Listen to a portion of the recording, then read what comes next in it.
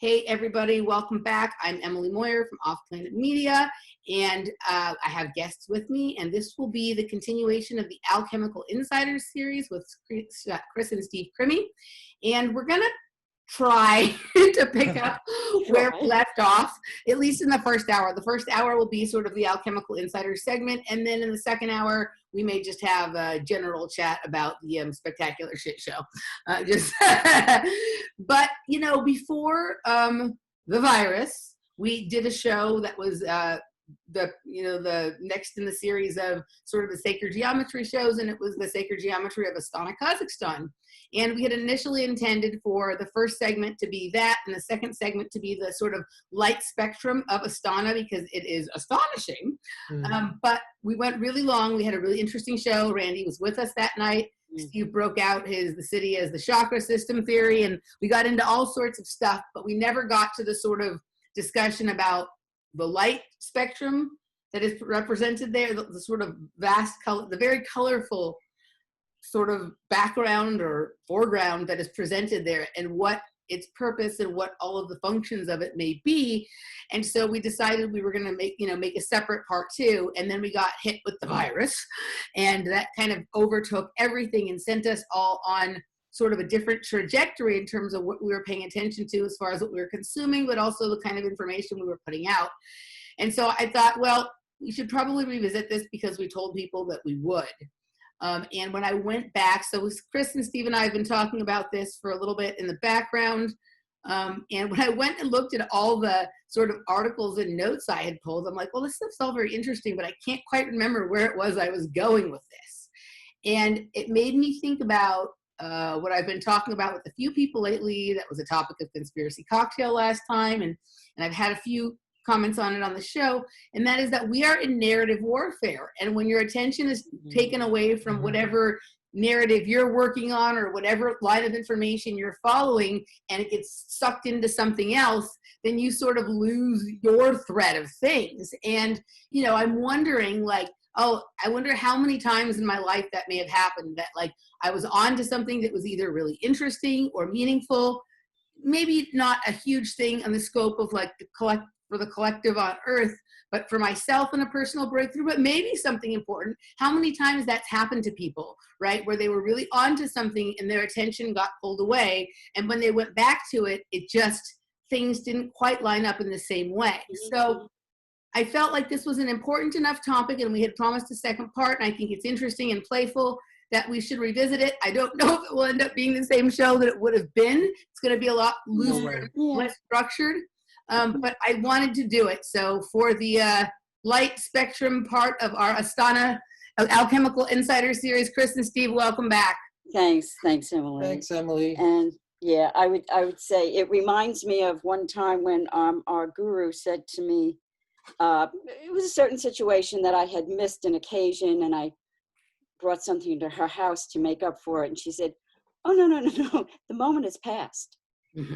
So I think it's one of those situations where that moment passed, but then a whole new constellation of events came in its place, and everything's changed. Yep. Right? And as far as guests, I like to think that we're playmates. We are. Playmates. We have a giant playpen that spans from Asheville to Los Angeles. There you go. And we're just playing. Yeah, I do like that. I like that we're playmates. I love our friendship. I love our informational exchanges. You know, we obviously do some shows together, but we also chat a lot in the background. And it's really fun to sort of run my thoughts and ideas by you guys, because you guys have a completely different set of life experiences than I do. You know what I mean? And perspective that you guys are really playful and fun, so I don't want to say it's more mature, but I've been accused in my life of being immature, and all of the sort of mature influences in my life think I'm batshit, like, you know, my parents and my family and whatever. So it's kind of nice to get a different perspective from people who've been around a little longer, from people who either don't think I'm batshit or only like me because I am batshit. I think that's it, Emily. I think that's why. Well, you know, as we probably talked about before, Krys is 31 years in a psych center, and you know, I worked there for 2 years, and so we know real bad shit. We know, like, literally swinging from the rafters, literally Yeah. batshit. You guys ever watch the show Legion? Mm-mm. Mm-mm. Check No. it out. Like I started watching it a couple years ago and then got distracted and we just are revisiting it recently.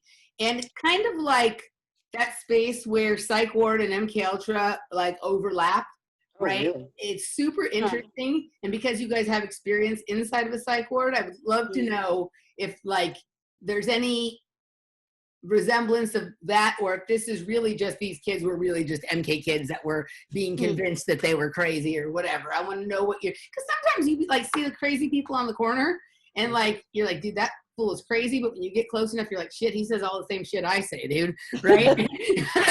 Well, I was saying, I think One Flew Over the Cuckoo's Nest is probably the closest depiction.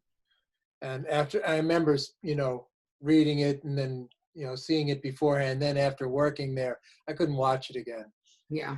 But that's probably as close a depiction as to what it's like to be there. I, on the other hand, took my patients to see it in the theater when it came out.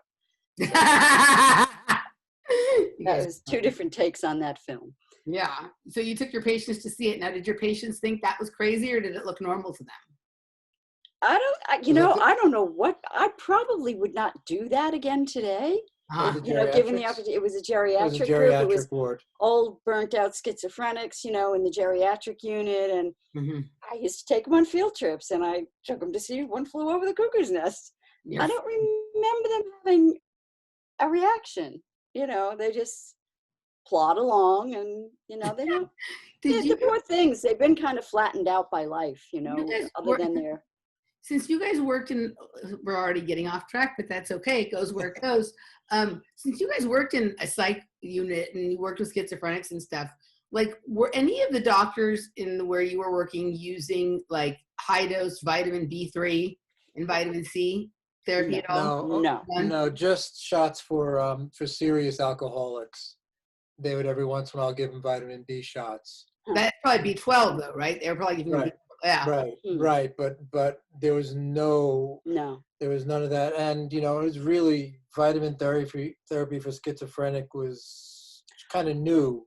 Although I did have a patient who would go into New York and he would buy his own medicinal herbs to try to treat himself. And he was always making, concoctions of health food kind of things and herbs, like medicinal herbs. He'd go to the Chinese market and so no integration at all of orthomolecular nutrition or psychiatry.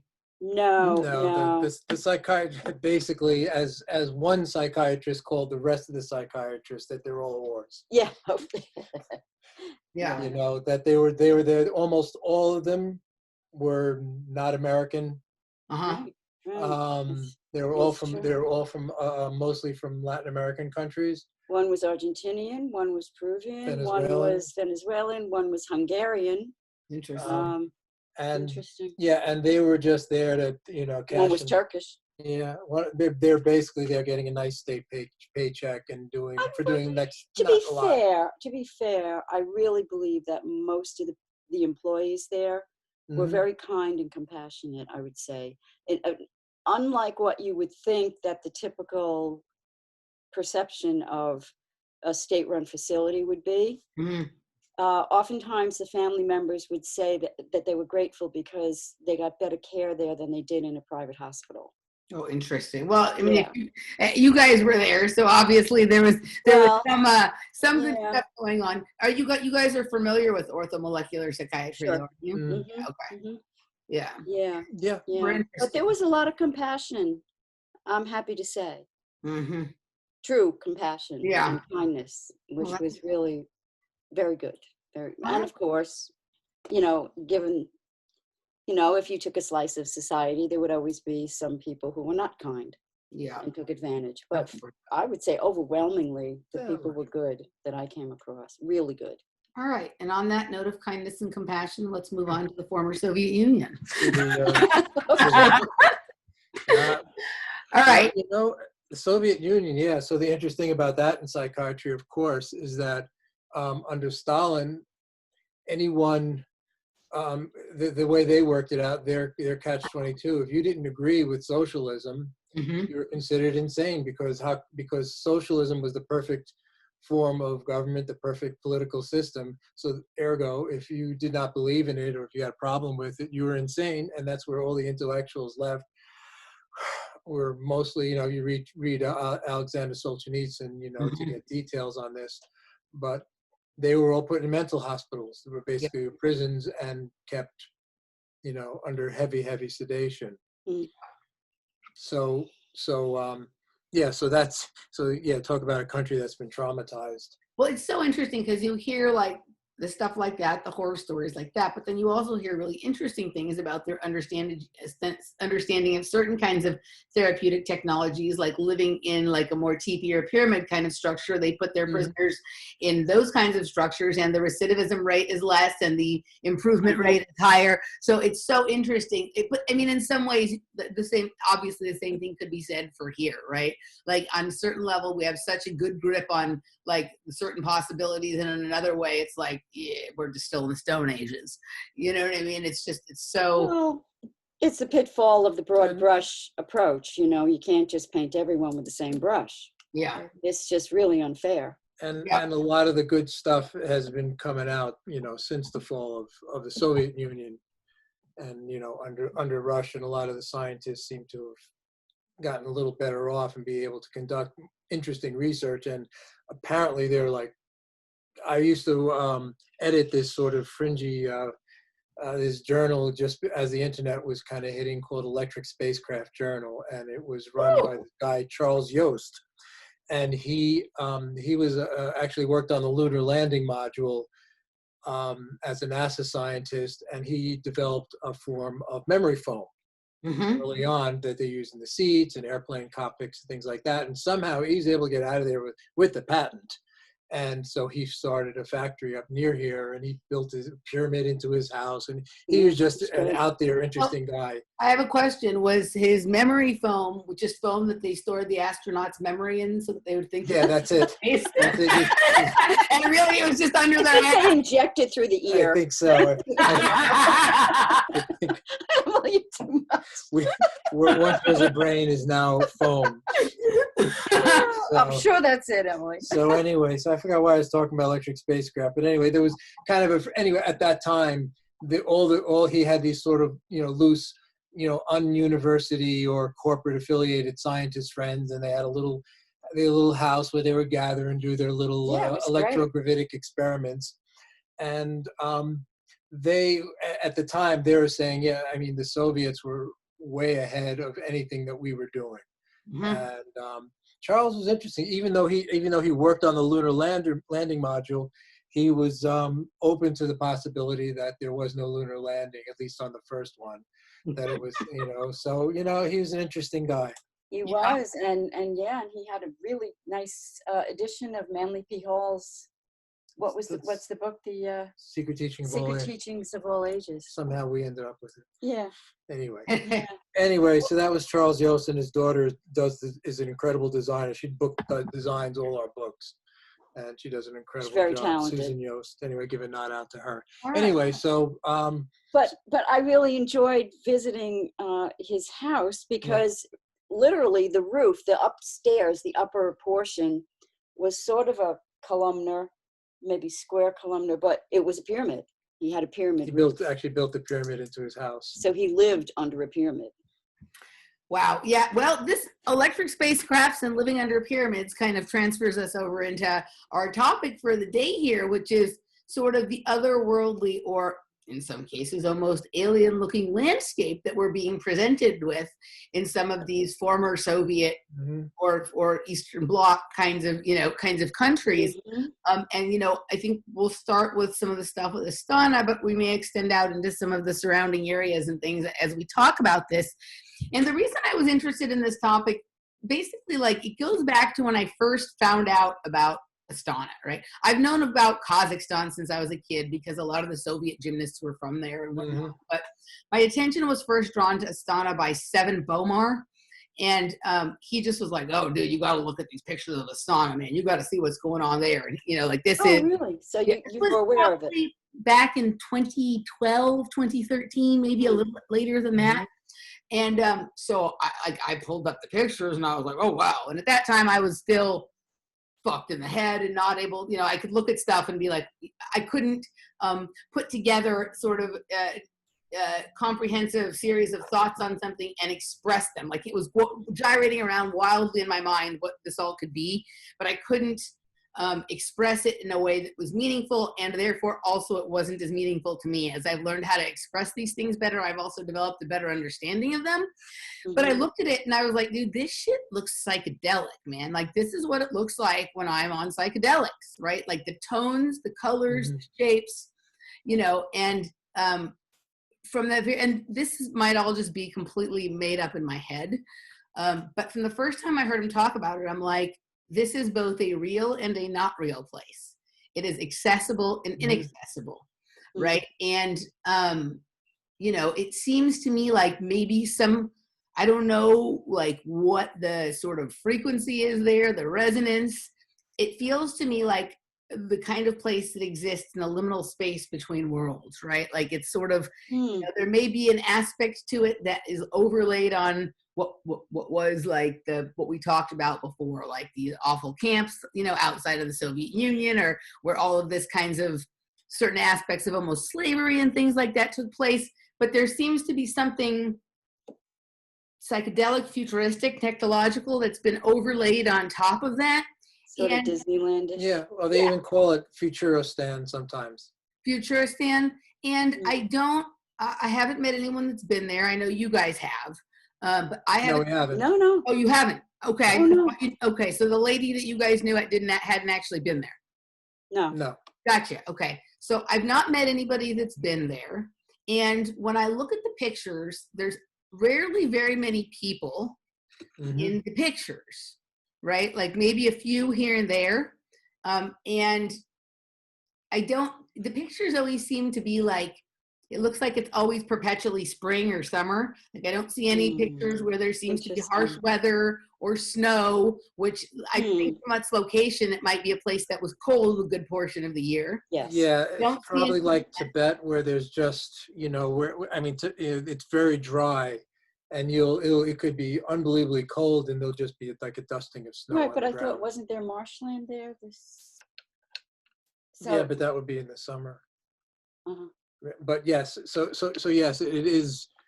I think there's not. It's either like because of the brutal climate, there's not a lot of good reason for people to be outside unless they're tourists checking out stuff. Right. When I read the book on it, I remember them saying that it was mosquito-ridden in the summer and just windswept frigid in the winter.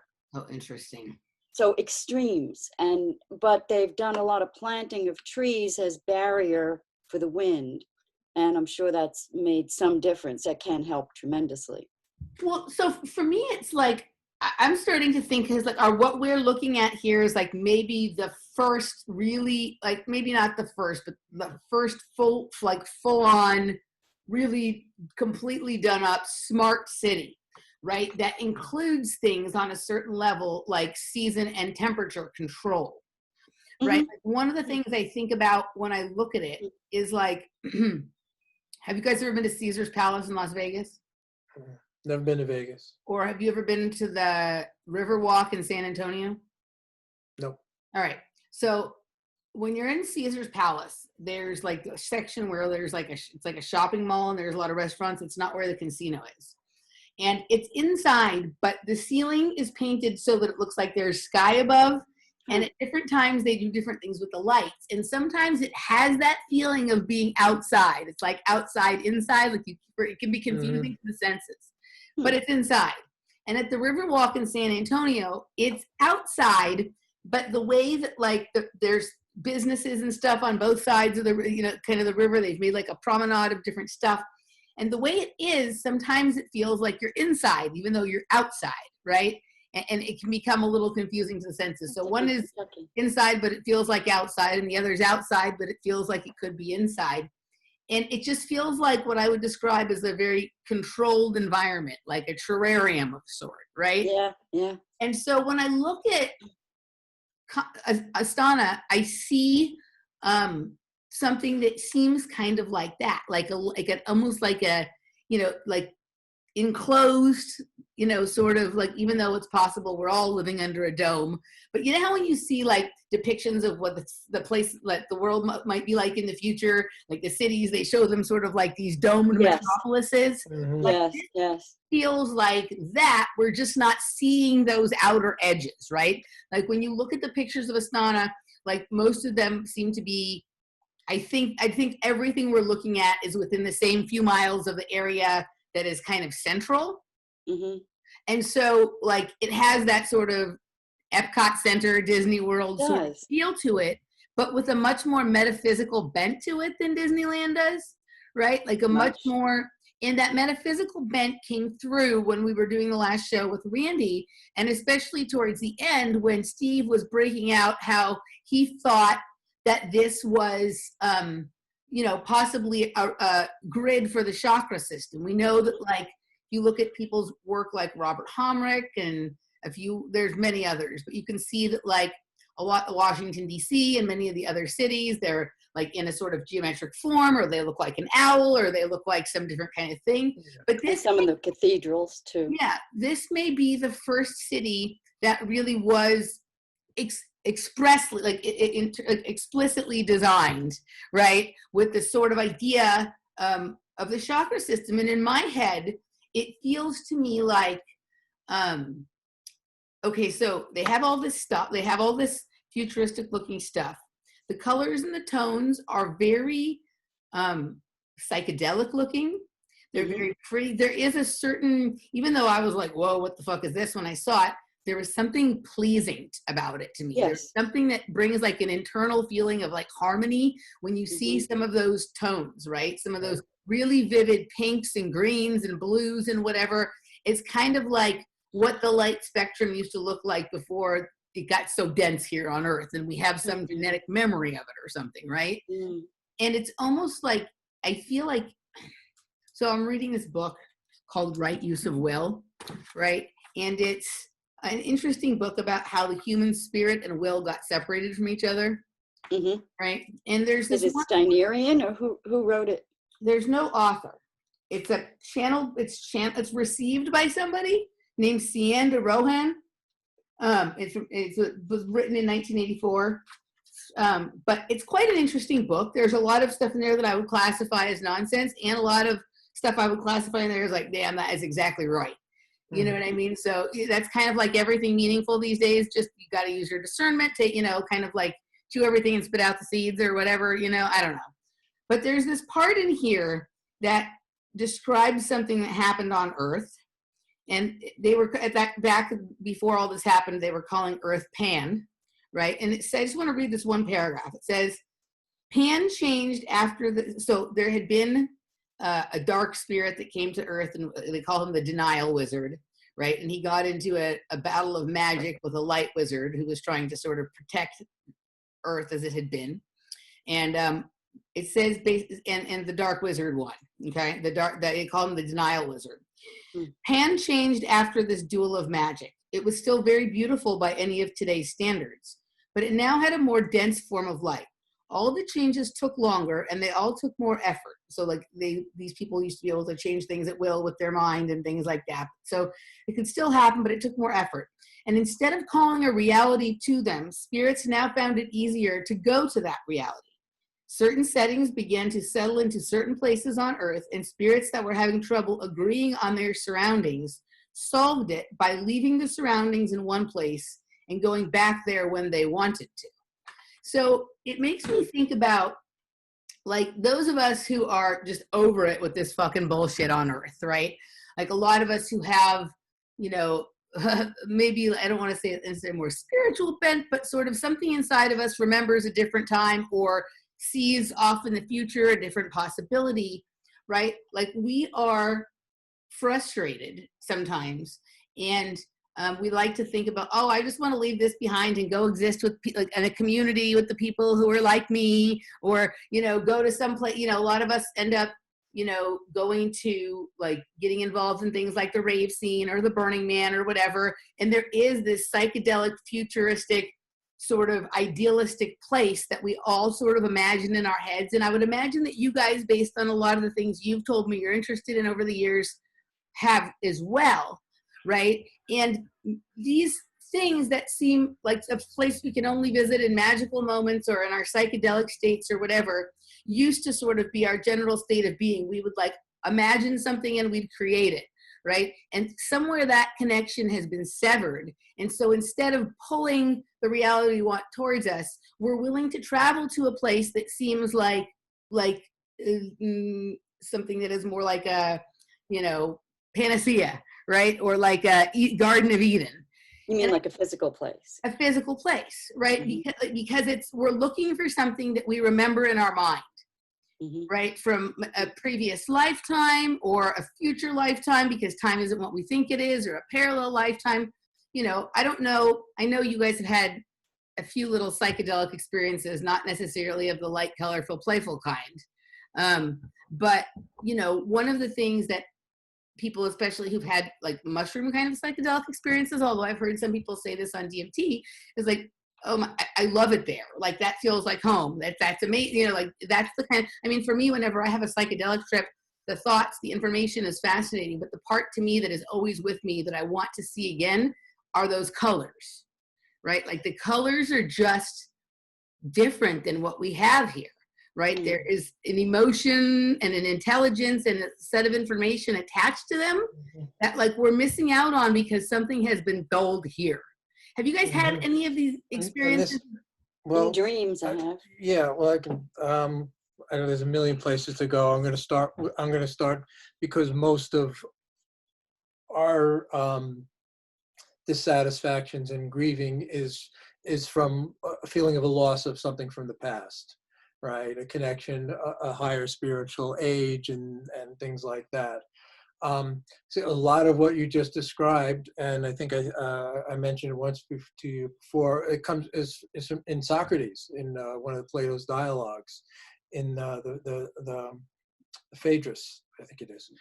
Anyway, it's the Socrates on his deathbed, and the last thing he does before he takes his hemlock is. So he's having a discussion with one of his students, and he says, "Well, this is what I think, or I know, or a likely story of what happens when you go." But he starts talking about the true Earth, real Earth, and he says, "We are inside the Earth." So you're talking about, like you were talking before, with this, the walk or the Caesar's Palace, where it feels like it's outside, but you're actually inside the Earth, and the Earth is so cavernous that sort of thing is possible. He doesn't, get technical on how the light gets in, but so he contrasts that with the real surface of the Earth. Right, so this is what people talk about Plato's what's called his theory of ideas and things like that. But on the surface of the real Earth, colors are more intense, more brighter, more pleasing. Everything is up a notch. Maybe it's what people love to call the fourth dimension, and I'm honest with you, I have absolutely no idea what they're talking about when they say that. We're moving to the fourth dimension, but I don't know what that means. Well, it's like this, only, the assholes are gone. I don't know what it's supposed to mean. So you can go back to Socrates to find this kind of description of the true Earth, of the true Earth.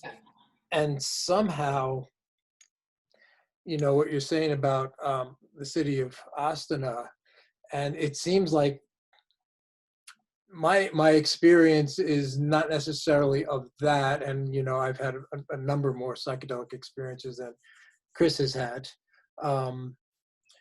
that it's semi-connected with what's called the imaginal world. Right. And this is something, a term that Henri Corbin came up with. He's a brilliant scholar from mostly last century. And this imaginal world, and it's talked about in most spiritual traditions. It's more explicit in the Islamic one, but what it is more in the Sufi traditions. But it's the dream. It could be called the Aboriginal dream time, but it's more real, more rich. But it's also it's also a physical world in a certain sense, right? Where things move, change. It's also where I think the mythic world is, and so it's connected with the eternal much more. So that if you're living in mythic time, it's a different kind of time. It's not a linear time. Yeah. And the mythos, all these myths that we know and that we embody actually take place in this other time.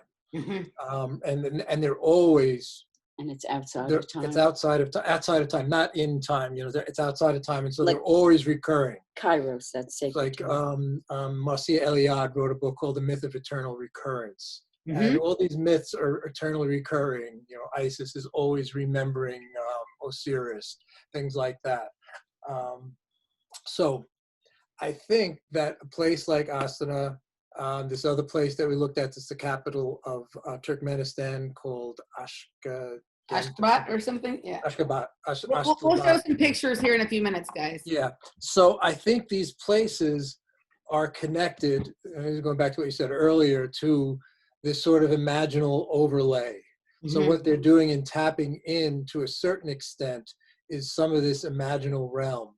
When they're building these cities, when they're formatting these cities, when we talked about the numbers, the sacred geometry numbers that were tied into them. So why you feel good to a certain extent when you see them is because they're tapping into these things. Now, for what ultimate reason, we can only guess at. Yeah. To make it attractive, So anyway, you were saying something? Well, I was thinking of, I don't know why the Altai Mountains popped into my head, because it seems like there was a series of books by Olga Karatiti, and she talked about, she was living in Siberia, a Russian woman. She worked in a psych hospital, and she fell into a group of people who were tapped into the ancient spiritual traditions from the Altai Mountains in that area, not far from Mongolia, I guess. Where the word shaman comes from. Yeah. And so it seems to me that that part of the world is like a container for the ancient wisdom. And so it's almost like still hanging in the air. It would be like if it breathed out, if it exhaled in its time, that exhalation is still extant. It's still totally, like when you go to long after she's been there, or whatever, you can still smell your grandmother's perfume in the room she stayed in, like that. Or like perfume is a perfect. Yeah, I think I even heard there's like a term called I'm saying is the perfume of memory, right? Kind of thing, that it's something lingers in the air. Like, when you go to your great grandparents' house, it's like shit that, you know what I mean? Like if no one's been there for 5 years and you're going to clean it out, it still totally smells like them when you were there. And, So I think that perfume still lingers in that part of the world, and it's infused in the culture. So maybe that's what you're seeing, that's just their whole expression and way of being in the world, which in Sanskrit would be bhava. So it's the way comes from the root bhu, which means to become. So it's how you become.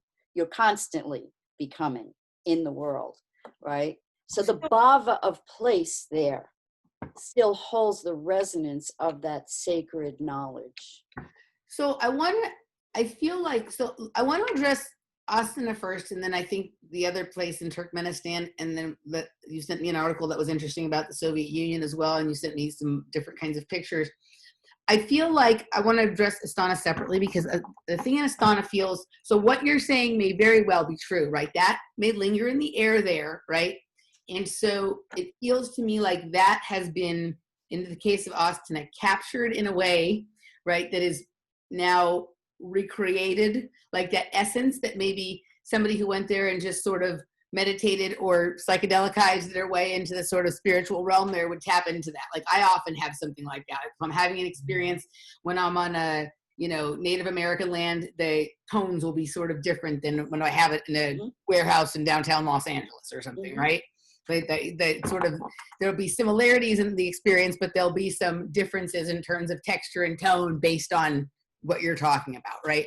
But there seems to me with what they've done with Astana to be something very synthetic kind of overlay of it. It doesn't feel organic to me in any kind of way. Plastic. It feels very much like, like it's been 3D printed, right? Like it's been 3D printed into existence. And like one of the things that I'm sort of sensing, because I've been eyeing it a little bit when we started talking about it, and we'll get into a little bit maybe some of the things I looked into about light, color, and spectrum and things like that. But it feels to me, so they, it's a highly technological society, it seems like. And it's like, I have a sense that like there may be a lot of cryptocurrency kinds of operations going on there. I don't have any evidence of that. This is just my intuition. It stands to reason. But I could see that might be like maybe the first city or the first country to move strictly to digital coin. I could see that could be a possibility there. Safe bet. And it's incredibly inexpensive to live in a very high-end, very modern apartment there, right? So I went and looked just out of curiosity, like how much apartments cost there, right? And for like $500 or $600 a month, you can get like a very modern apartment with marble floors, with granite countertops and all that kind of stuff. It's fairly large. It's really close in the city where all the restaurants and nightclubs are. And by the way, there's a big nightclub, there's like a lot of nightclub activity, clubs that are open all night with dance music and stuff like that. Which you don't think of as being part of a totalitarian environment, but let me assure you, in a certain sense, it is, right? So you could live very well there for $500 or $600 a month, but everything there is entirely smart. All those apartments are completely smart apartments. Everything is completely wired in, controlled by the internet. There's no like that's the deal. Like every ad I looked at talked about the astonishing, control you can have from your cell phone, this, that, and the other thing, blah, blah, blah, right? And so I could see, one of the things that a lot of people get into, a lot of people of a spiritual nature, in fact, right, get into at a certain point is they're tired of the rat race in the United States or in Europe or whatever, right? And they would like to go live in one of these like third world or more developing countries, as long as it has like the cost of living there is low and it has good internet so they can do their work, right? And so Astana meets that, and on top of it, there's this draw for certain kinds of people that, for as misguided or mind controlled as this might be, are sort of looking to go home. They're looking for an environment that feels harmonious to them, where they can be around people that are like-minded, that are sort of spiritual in nature, but have, a level of technology infused in that because they're not Luddites, right? Like I see this a lot in people from like the Burning Man community, from like the yoga, dance music community in here in Los Angeles, the vegan community, right? Like there's sort of this fusing of all of these things.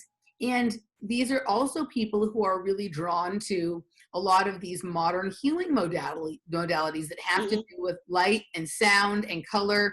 And you'd say that even their music and their entertainment is a form of that, right? Like a lot of people are going to events where there's like a wild party, but before the party starts or after it's over, there's a sound bath, right? Or a chakra healing sound gong meditation or something like that, right? So people are very willing to have their therapy fused with other things, fused with their culture, fused with their entertainment, fused into their living space. It's nice to have it fused into your living space, right? But, so I see Astana as being like almost like a Lego version of that, right? Like it's like a Lego land for sort of metaphysical, like a metaphysical form of transhumanism kind of thing, right? Like where I don't know if I'm doing a good job describing it. Well, I think you are. And I think AI is a huge part of it.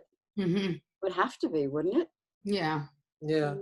Well, yeah, and further, I mean, I understand the feeling because probably at this point, if we have like a heart connection to Turkey.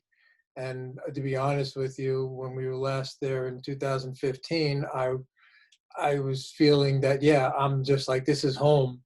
And I get to be here every 30 years, but, I'm just doing time here.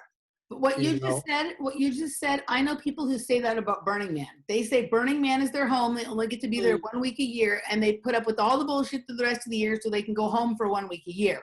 Mm-hmm. Now, I think Turkey is a little different because I haven't been to Turkey. I don't know a lot about it.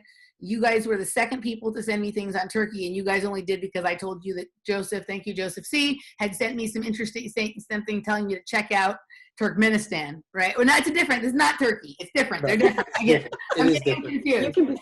It's different, but that's where the Turks came from. Yes. Okay. So we started looking at some other stuff too, not just this. But I will say about Turkey, every person I've ever known who has ever been to Turkey feels that way. Like, I think Turkey was one of my favorite places my grandmother had ever been. My dad told me that, like, when we got into a conversation about Turkey. So there's something maybe that scratches at your primordial needs or whatever that like gets, or something that reminds you of, because it's still on a human level, and it's, and the people are really human. Yeah, as well. Yeah. I'm very good looking. Yeah. It doesn't hurt. Yeah. It doesn't hurt. Beautiful, and the food is incredible. It's like, it feeds all the senses. When you go down to the Egyptian market in Istanbul, down by the Galata Bridge, you can smell the herbs, the spices, it's called the Spice Bazaar, the Egyptian Spice Bazaar. Mm-hmm. You're a couple of miles away, and you're walking down there. Maybe the sea breezes bring the fragrances in, but it's like a magnet. It's just like you can ride the fragrance into there's that perfume again, Yeah, I was just going to say, it makes me think it's activating everything back here, Well, it makes me almost think, though, like some of those spices and some of those smells and senses, like, I wonder how that connects to some of those sort of visions, because Turkey is also known for interesting patterns, a little different looking than some psychedelic patterns from other places, but they also have all those cathedrals and churches there that have, crazy looking mosaics and titles. And they do. The Byzantine stuff, yeah. Yeah. I want to get to that, but let's just, with the Astana thing, I kind of want to go through and just sort of show people a little bit like what I looked at in terms of pictures in Astana, and then what I did a little bit of a deep dive one day on light spectrum therapy and light spectrum to color therapy tuning and all sorts of stuff, right? So I'm going to see, I'm never good at I'm better at Robert Phoenix than screen sharing and sharing media, but I'm not great at it. Okay, I was watching him fiddle with that this morning. It was fun. Yes, I know. Yeah, and Robert has to do it live. Yeah, so yes, yeah, I never go back and edit the stuff, but all right, let me go. Okay, so here we go. So first, like when you just look up Astana on like Google, like if you look up the images, and this is probably what I did right when I first heard about it from Seven Bomar. And he may have done more work on Astana since back then. I don't follow him regularly anymore because it's too much of a time commitment for too little payoff. But some of his stuff is very interesting. But I saw, and we talked about this before, some of these images we've seen in the special we did before with Randy. But there's a little bit of it's very colorful, right? Like you see that they're playing with lights and tones and angles, and it's got some of the qualities of what things look like in a psychedelic, trip, right? It's just does. It's just anybody who's ever done it knows that, you see some things, you see, some interesting things, and you also see sort of what they're made of, right? When you're in the psychedelic space, or for some people, even just in the meditative space, right? You can kind of pop into this other world, but you see stuff that looks both ornate and decorative, but there also seems to be a technological function to it. right? Like, you know, It's like a circuit board. Yeah. it looks like a circuit board with beautiful colors on it and things that are moving, something's alive, right? Like this looks, you know what else looks always like that to me that always is so interesting? And people think I'm funny when I say this, but when I'm at parties and I go and I look at like all the equipment up on the DJ's table, because they have turntables and several different kinds of drum boxes and synthesizers. And when the room is dark and there's lights on these things, some of them light up really interesting different colors. It looks just almost exactly like this. You know what I mean? Here's an interesting picture here that kind of, look at that, the way that whole, you know, street lines up. But these, you know, I can't say this is, you know, there's some stuff here that's like, oh, okay, this is some of the futuristic worlds I've seen both in my imagination and in my psychedelic visions, and also in the media that I've been presented since I was young about what futuristic or imaginary worlds where special little children can be whisked off to once all the baddies are gone, or once they've separated from the, you know, the monster that's chasing them. And, you know, even that movie that we've talked about a couple of times with Robert, Midnight Special, when the kid finally is going to the futuristic world that exists sort of right above ours, it does have this sort of spherical, technological sort of look to it, right? So I looked at this, and then tell me if this, I hope I don't have to come out to change. If I change screens, do you guys see the change of screen? Yeah. Did it change? Okay, good. So then this was, you know, here's a few more. This thing here actually looks a lot like sometimes what you see the Burning Man, right? Like the structure that they burn every year. And we just discussed that as being, you know, the main mythology behind the Kazakh people is the bird laying this golden egg in this tree. And then there's a snake underneath it that comes up, and the hero kills the snake, and the bird carries him off. It goes all the way back to Gilgamesh, this particular story. Yeah. So here, those are some similar pictures already that I showed. Let's see. I was going to add, you know, those that purple, that golden yellow, and that blue. You know, certainly those are colors that I experienced during the one time I did ayahuasca. You know, those colors are, you know, definitely part of that particular experience. I've never heard anybody talk extensively about the color spectrum of the ayahuasca experience. That's an experience I haven't had. I have heard people talk about the colors involved in the DMT experience, and of course in the mushroom experience, you know. So this is sort of the same structure during the day, right? And then at night it's this. Wow. Right. And it also reminds me of like when you see pictures from China at their festivals. So if they have an ice festival where they have these stunning carvings out of ice. It's like a whole city carved out of ice. And then at night they illuminate it with all these sort of neon, to my eye, it's garish coloring.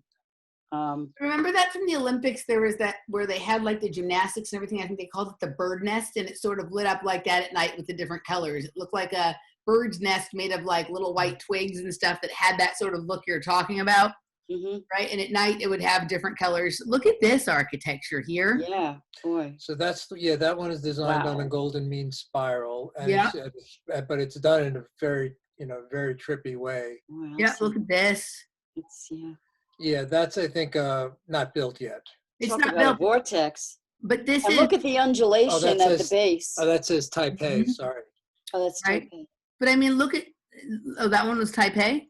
Yeah. Okay. So this one's back on what we're at. But I mean, this is what they're sort of going for. Well, that looks like a double helix. Yeah, but this at least it's imaginative. You know, it activates the imagination. Look at this. Well... Right. So, so Krys and I went to the, not together, but we went to the New York World's Fair 1964, 1965, which feels like a fair amount of time ago at this point. But, all these imaginations were there. There was the city of the future. You sat in this Ford Galaxy, of course, and drove through the Ford exhibit, and there would be, these buildings of the future, and the spheres were always prominent, and curves, and you could see that was the architecture that was coming around then. the Wings of Man, the famous TWA airport in JFK was one of the first of those, you know, to get this sort of, I guess at some point the technology was there with strength of materials to make these kind of buildings. Where That was the have to promise stack of the it. 60s, yeah. It's like sort of the symbology of the ascension of man into heaven, right? The man can become God, or right, like that sort of rise, that, you know, kind of thing. Yeah. So when I looked at this and went back and looked at these things before we were preparing for that last show with Randy, I was like, okay, so what is going on with lights and colors there, right? And obviously we talked about what's going on with the geometry. We've already given a full show on that. But I started looking up, and I did this also as I was, I can't remember if it was before or after I talked with Jacob Lieberman, right, who also does the light spectrum therapy and color therapy and stuff. So I have a couple of articles that I looked at, and I sent them on to you, but I'm in a different space than I was 3 months ago, so I didn't necessarily pick up the same things when I went back and looked at them. But Yeah, we could. Well, if you go ahead, finish. Sorry. One of the things that I started looking at was this. I have this article here. I'll link to all these articles that I looked at in the show notes. But it's talking about adjusting people's psychology or moods through light. And that's as old as the hills. As old as the hills, right? But they're talking about like sitting in front of light therapy color boxes can be as effective as Prozac, right? And we kind of know that like this thing that has happened, this lobotomizing of humanity that happened under the guise of being an antidepressant kind of thing, or to help people with their depression, has been part of what's gotten people to this mind-controlled idiot space that we're in right now, right? And so they're talking about like having this light box, and, you know, this is also good for, I can't remember if this was the article or not, but like, you know, these light boxes to, you know, through color and light, change people's mood. Now, there's a very therapeutic use for that, so I'm not knocking that, right? But I'm seeing some of this same stuff, right? Extensive use of blue light at night and you know, whatnot, other kinds of things, as being present in the makeup of many modern cities right now, but for sure there. And this article even talks about something called a dawn simulator, right? A dawn simulator. And, oh, what did I just do? Did I lose my... Okay, no, I lost my, I just went totally out of, okay, a dawn simulator here. Where did it go? Okay, and this dawn simulator can make it so that like a person doesn't, it's, you know, like you could convince somebody it's a different time of day, right, than it actually is. And this goes to what I was saying about like being in those places where you feel like the outside inside kind of thing, right? Controlled environment. Yeah, like a controlled environment, and that, you know, there's that. And remember, these places are all with apartments that are smart, right?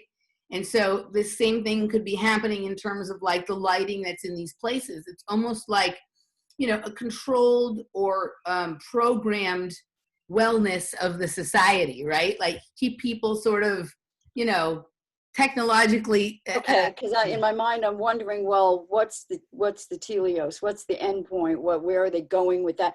That's a lot of trouble to go to. So is that what it's all about then, to have these artificial cities and artificial environments to keep people contained? People contained, people content, and also keep people functioning at a certain level, because we've all been made aware of the fact that there's a patent out there to use people's bodies, fluids, and energy production as a mining capability for cryptocurrencies, right? And for, you know, for generation of enough power for running other kinds of things, right? So if you can kind of keep people on a certain clock, right, or even a false clock, like let's say you want the, you know, person to be sleeping, but some aspect of their endocrine system thinks it's day. So even though they're asleep, because and I have had my own experience with this kind of stuff, there's an agitation going on of their nervous system or their endocrine system, so that they're actually producing, you know, hormones that are stimulative that create this kind of energy that's being talked about. Interesting. In terms of, and then harvesting that energy. Yeah, and even going back to you know, sadly, when Chris's mom had Alzheimer's, she did not know whether it was day or night. Right. I mean, she'd be just talking about it being night at this time of day with the sun out and all this sort of stuff. Mhm. It was really, you know, an astonishing thing to experience Right. when she went like that. It was Right. very sad, but Well, the whole you thing, know. the whole thing was bad. Yeah. So yeah. So then for the harvesting of that person's Well, energy. and in this case, and again, this is just me playing with things in my own mind. And you Well, should. well, we You don't know. should. We don't know. I mean, this is a good Yeah. thing. But it could even also just be an experiment in terms of like, well, the world is a difficult and painful place, and people are unhappy. Is it possible to create an environment where people have the sense of well-being, right? Like, the path to hell is paved with good intentions. I'm not saying they have good intentions, right? But like, okay, like there's probably, they do lots of experiments on lots of things for lots of reasons, right? This we know. Experiments are getting bigger and broader and whatnot, right? We already have heard about, Robert likes to talk about how they have plans to turn, the United States into just a collection of megalopolises, right? And that they may be contained in a dome that might not actually be a physical dome, but like an energetic one. And there's like, the technology only works sort of inside of there. And if you go outside of that, you're sort of not involved in that. And that sets up this possibility of creating, a controlled environment. When you go into a spa or a museum or a restaurant, they want to create a certain setting, a certain aesthetic, a tone, a feel, a vibe, right? Like why would it be out of the realm of possibility to think that there's going to be entire cities or countries that eventually start doing this, that it create this sort of, synthetic experience that can be changed and tuned and mutated over time. Right. Yeah. Well, I guess where I'm thinking with this, you go back to Brave New World and the way Soma is discussed in Brave New World, right? Mhm. Soma is a palliative. It's it's an antidepressant for everybody, whereas Soma originally, right, in the Vedic sacrifice in the Vedic tradition, was basically was used to make you understand what's real, right? To get to have the full experience of what is real. Let's put it that way. Whereas now everything is geared, like I said, everything is turned into its opposite. So the Soma now, whether it's antidepressants or even so, if we extend it to colored environments to prevent everyone is getting farther away from their lived experience, right? From the direct experience, which is painful, which is pleasurable, which is all those friggin' things. And talk about wanting to move, because at the moment, my experience of living in anywhere in this country is painful, but it's not going to be any different anyplace else. But right now, it's painful for me to go out and strip out and everybody's with their masks on. So there's another of the inversions, and I even noticed that. So and so not only is the the people taking antidepressants, which are apparently, I don't know, like half the population, Right. at least, It sounds right? that way. Right, and the kids, as we know, are online for their medications at schools. But then it extends to the so-called cool people who are microdosing. And to me, the experience of people, because I've never really done it, is kind of the same. Oh, it's described to me as having a really good day, which is great. Having a really good day, something like that. But it flatlines. If I think especially in the tech community, where it's very prevalent. But there's also other people who are basically, I'm surprised, but that's their choice. So as far as a couple of things there. So as far as the microdosing, because I have experimented with it, I haven't done it extensively, but I would say that I can't speak to how it's used for people in the tech industry, because I think that their minds have been altered, even if they haven't been part of a program or had a chip implanted. I think the level of symbiosis that you develop with the technology, that it's like you become part of it, or it becomes part of you. So Sure. I can't speak. There is, like, obviously, like, we don't even know what the fuck we're in. We might be in some kind of simulation where this whole thing is technology and we're just seeing these newer forms of less beautiful, more mechanized technology than what we had previously, right? Like I've talked about this in terms of like trees and some of the things in nature, but also mushrooms, because there is no doubt that and even ayahuasca, but I can't speak to it because I haven't taken it. When you do mushrooms there and you go to wherever it is you go, there is beauty and art there. Like we're going to get to some of the pictures you sent me, Steve, because it resonates for something that has been going on for me. There's no, Astana is like a very beginner kind of trip. Those colors and the things that we're seeing, like that's the kind of stuff I saw in the beginning of my psychedelic experiences. And as I've gone deeper and deeper into them, it gets more ornate and more complex and more full of information and whatnot.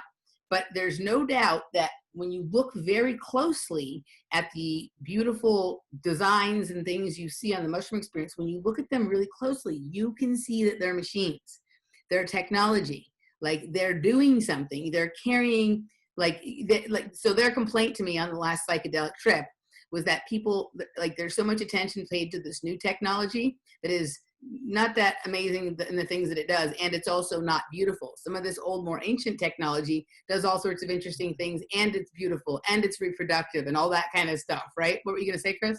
What are machines? You said you can see that they're machines. Right. What's the machine? So, like the last one, like I've had this before, but it was very clear on the last one. Like I will look at something that looks like some kind of plant, right? Like this is behind my eyes, like what I'm seeing, right?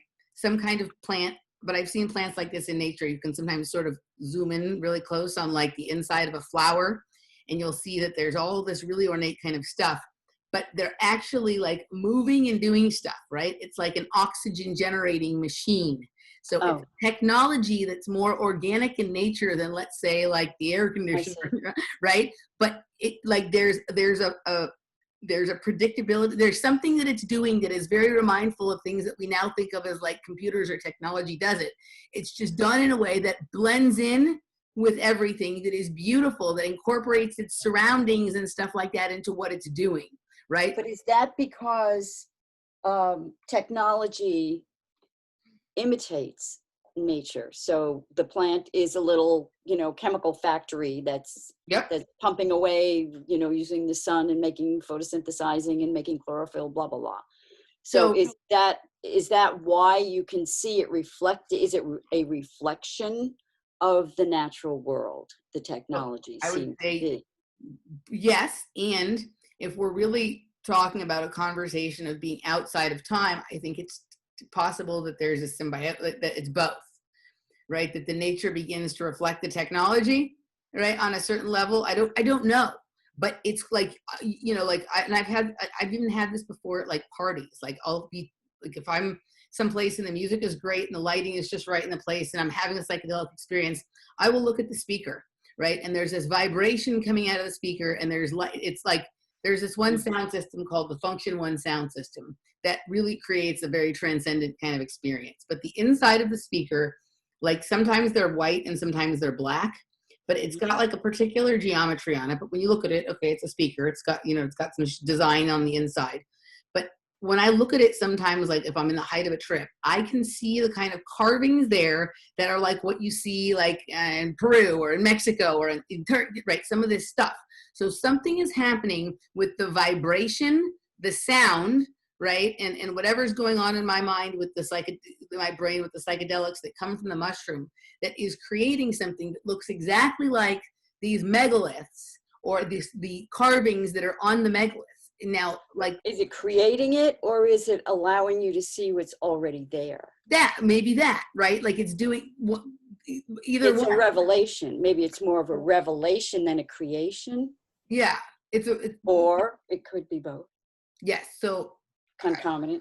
I can't remember how we got to this place.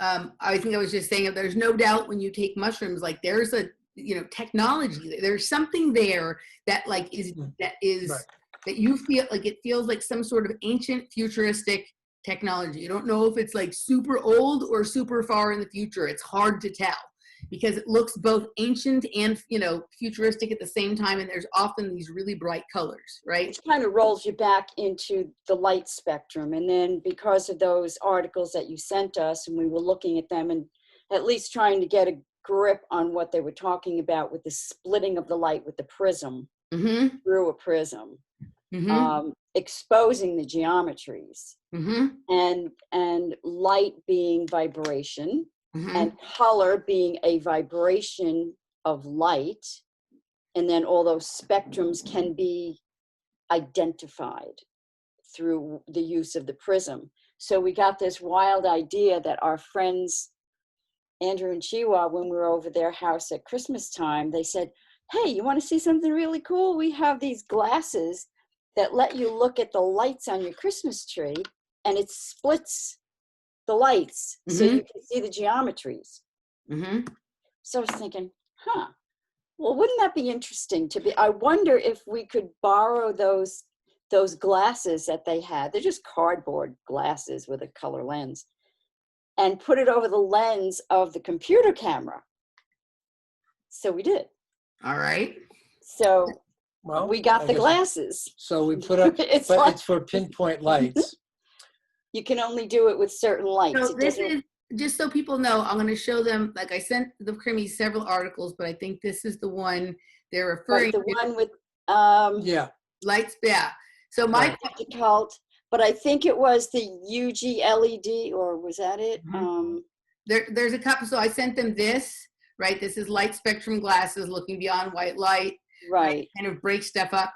So like this conversation is sort of different than what we may have had 3 months ago. So I'm going to include all these things I looked at, even though we didn't necessarily talk about all of these things. But there was this article that I showed them. And then there was also this about that one. That's the one I'm thinking of. Yeah. Right. And my thought was with some of the interesting architecture, right, in Astana, right? And let's say that there's a controlled environment on a certain level, like a certain sort of, you know, these structures have lights within them, and then there's maybe some kind of ambient control. There's actually like a spectrum that's being tuned there that is unique to that. Exactly. Yeah, just stay on that 1 second. Okay.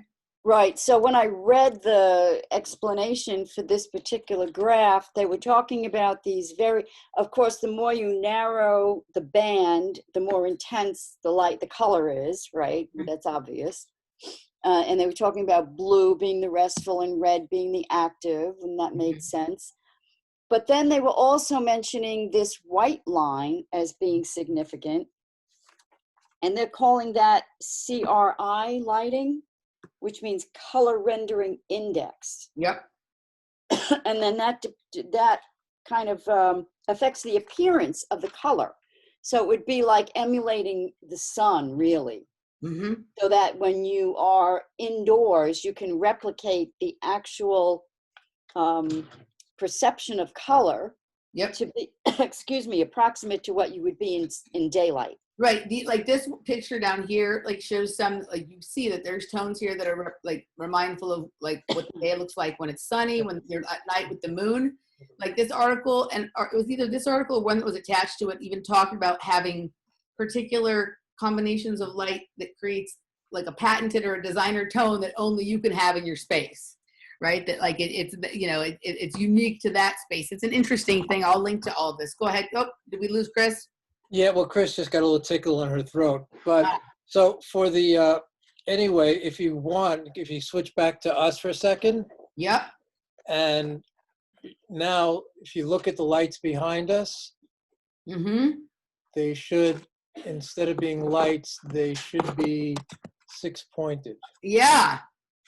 I know it might be hard to see from that far back. No, I can see it now. It's like, it looks like little snowflakes or, Yeah, exactly. So you need like pinpoints of light. It won't work with a large light, but we found, so we found some lights, and they actually still work, because what we're discovering now is that lights that we buy for Christmas only last about a month before they bust up. So that's really interesting, because oftentimes when you're in the psychedelic space, and I've had this occur for me also in like a meditative or vision, just trance space, not with any psychedelics, you see geometry superimposed on everything, right? Like everything looks much more colorful, and you can sort of see the geometric makeup sort of either imposed or underlying everything. So Right. that's interesting. Yeah, and well, to say, so the advantage of, say, mushrooms over, say, LSD, Mm-hmm. which seems much more mind, interactive, whereas the Have you done mushroom. LSD? Oh yeah, a mess times when I was in college. So I did acid before I ever did mushrooms, and then once I started doing mushrooms, I never did acid again. My experience with acid is what you're saying. It's much more mental. It's much more like psychological, analytical. But I didn't discover the sort of closing my eyes and looking at the visions and the geometry until much later. And so I don't know, had I done the same thing on acid, what I would have seen. I never did it. I never went looking, but and I didn't in the beginning with the mushrooms either. That came along later. I think one day I just closed my eyes and I noticed that there was interesting stuff back there. And then that became the focus of my psychedelic trips after that. Is Krys okay? She's got a little tickle in her throat that she needs to. Do you want me to hit pause? I think we can just muddle along, since she's never done any. She's done DMT once, and ayahuasca once. But the thing that I've always experienced with mushrooms was it was very somatic. It was very much a full body feel. Mm-hmm. and what the thing that attracted me most was that feeling of unity, the feeling of oneness, of wholeness. Yep. That you don't get otherwise. With LSD it tended to be very different. You could have that, but it was just just a very different kind of thing. The LSD to me was more like observing yourself and then observing yourself, right? Yeah, whereas the mushrooms are a much softer, more everybody's part of it kind of thing. Yeah, and coming down off of acid always sucked. And I kind of liked it. and I didn't. Oh well, the thing is though, the stuff that when I started taking it, it wasn't in the Owsley days. So it was much more, and there must have been so much more a synthetic and other kind of thing going on. They probably threw a lot of speed in at the time, whereas mushrooms, they turn off. Yeah. When they're done, it's like a switch goes off. Okay, we're done. Right. It's a nice soft landing.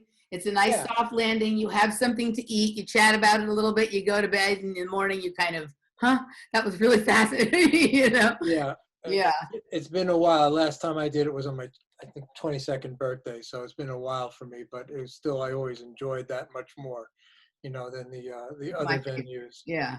And maybe the worst was, not worst, but Salvia Divinorum is a whole other. I've heard that.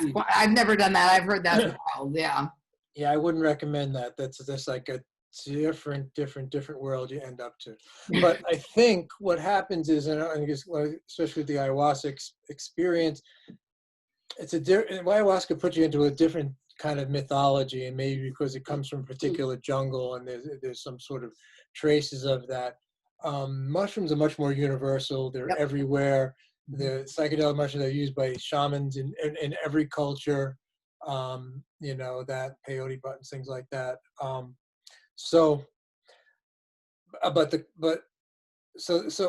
It accesses, but again, back to the color, but it does access these higher level colors, these colors that you can, for lack of going back to what I said before, the imaginal realm, these colors that exist, sort of just a little outside of our spectral reach.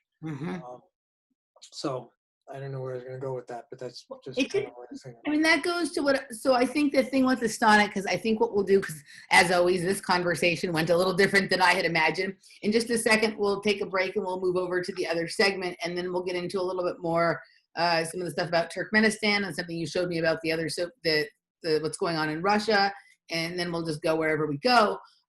But it feels to me like one of the things that this project in Astana has done is captured some of the texture and tones of the psychedelic experience or the meditative experience, because I've talked to people who like it's a match, and I've had little bits of that with my own just like vision stuff and whatever. Like, I'm not a big meditator or yoga person, but I have had enough experience. Well, yeah, I cross over into a little bit of that. It's never quite as expressed or explicit as it is in the mushroom state, but it feels like it's sort of captured some of the texture and tone of that and then sort of projected it or superimposed it onto like something that's like a combination of like Disneyland and Legoland. Mhm. Right? Like they have all this fabulous sort of geometry and it's, you know, these structures are nice, they're glass, they're geometric, but there's not some of that like really interesting, ornate, complicated kind of design that you see in some more of the old world stuff that when you take a really good close look at that, that actually has a really futuristic, you know, aspect to it as well, but it's very different than just what we see in Astana, right? Yeah. Like Astana, everything looks like it's, you know, a piece of equipment on a certain level. Yeah, yeah. When you look at the old, really ancient architecture, your body goes into resonance with it. Mm-hmm. It's meant to elevate the human spirit, Mm-hmm. and this does feel more like it's for spectacle. For spectacle and not for, so like I've talked about at Conspiracy Cocktail, how I feel like mid-century modern architecture is like a blank slate for you to sort of dump the contents of your own mind onto and to look at with the color spectrum that they, you know, it's very white with certain kinds of bright colors, but there's these angles. And if you're in that sort of more loose mind space, you can sort of use that as a place to project the contents of your mind on. This sort of angles and thing in Astana is different. It doesn't seem like something for you to project your own thoughts. It seems like something where it's projected on it for you to pick up off of, right? For you to pick up. Yeah, because one of the things that Keith Critchlow talked about, who was an architect, a sacred geometer, we talked about him a few times, you know, and he said, look at, you know, modern architecture. What's that?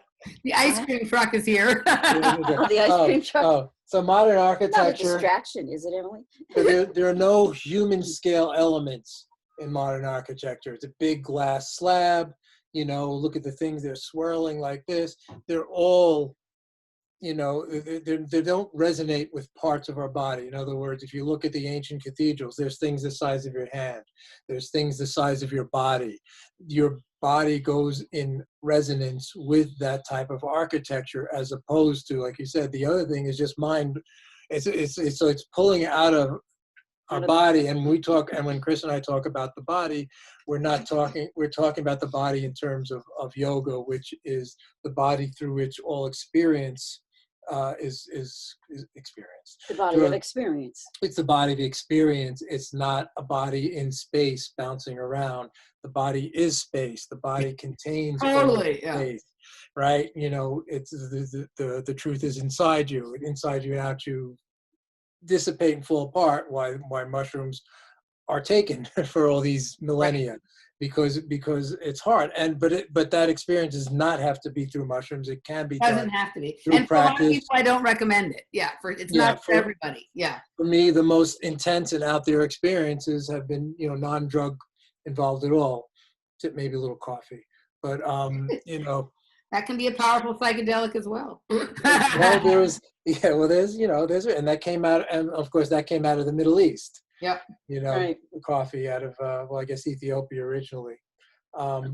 Okay, so let's do this. Let's finish up here. We're going to go over in the second part. I want to talk a little bit about Turkmenistan, Turkey, some of the images that you sent to me in relationship to the guy who was killed for his enlightenment, basically. Yeah, Suhrawardi. Yeah, I want to talk about some of that stuff.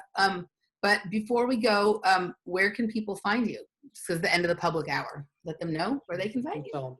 LogosophiaBooks.com.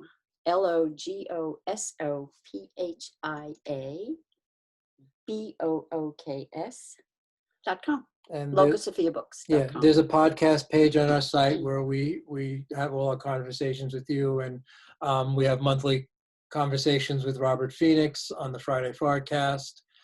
So there's a whole and some really old videos. Are they up there? The really old videos from when we did classes? No, that's on our Vimeo page. There's Logosophia has a Vimeo page. It has a, you know, these are not things that we promote anyway, but and I have been writing some blog posts. I'm working on another one now. Each one I lose a friend, so that's good. So a few more I'll be alone. Right. Maybe I'll piss Don't make off somebody someone. really, if you don't make somebody really angry at you, it wasn't worth doing, right? So, You know. all right, cool. So that's where you guys can find them. And I just want to remind everybody, if you're watching this on the Off Planet Media YouTube channel, please also go over and subscribe to the Emily Moyer YouTube channel. Yep. A lot of my content still appears here. Everything I do appears there, and all the content appears there before it appears on the Off Planet Media channel. So please go over there and subscribe. It's acting as a backup channel as well. And we will see you on the other side. Stay tuned. Join us at Okay. at patreon.com/offplanetmedia for the rest of the show. See you on the other side.